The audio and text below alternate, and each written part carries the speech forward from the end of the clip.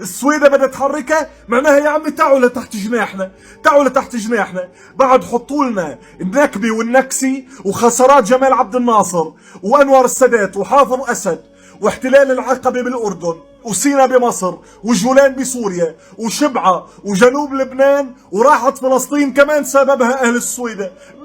نحن كثير اقوياء وعندنا سلاحات ونوويات، انتوا المنبطحين والمطبعين. وبيطلع كم كلب ينبح بيقول لك في دروز بالجيش الاسرائيلي.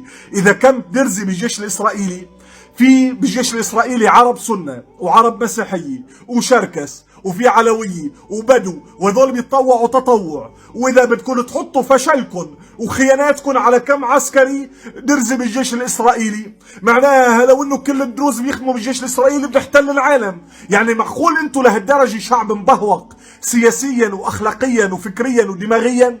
السويدة لاهلها.